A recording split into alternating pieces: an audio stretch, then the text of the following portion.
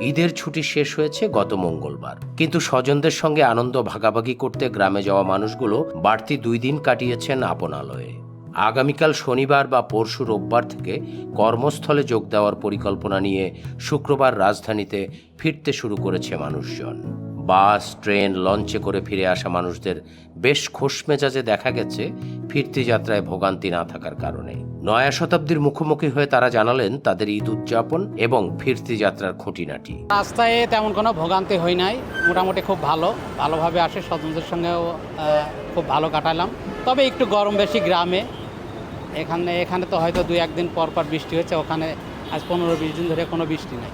এই যে বাড়িতে গেলেন, স্বজনদের সাথে ঈদ কাটালেন, কেমন লাগলো? আলহামদুলিল্লাহ, খুব ভালো।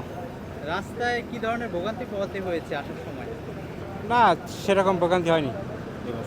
যানজট কেমন ছিল রাস্তায়? না, আমরা যে আসছি যানজট তেমন ছিল না। অতিরিক্ত কোনো ভাড়া দিয়েছেন কিনা সবাইকে? না, অতিরিক্ত দিতে হয়নি। আগে জানিছিল, এখন তাই।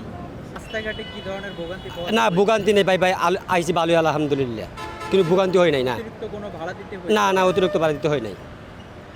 পথে কোনো ধরনের হয়রানির শিকার হতে হয়েছে? হয়রানি তেমন না, তবে গণপরিবহনের ভাড়াটা একটু বাড়তি নিচ্ছেন, তো যাই হোক চলছে আর কি। কোথা থেকে এসেছেন আপনি? গোপালগঞ্জে বকুলগাঁও। অফিস কবে? অফিস রবিবার। রবিবার। এই যে ট্রেনের জার্নি ফিরতে পথে কেমন? ভালোই। কোনো ভোগান্তি পোহাতে হয়েছে? না, স্বজনদের সাথে ঈদ কাটালেন, কেমন লাগলো? আলহামদুলিল্লাহ ভালোই লাগছে ইনশাল্লাহ।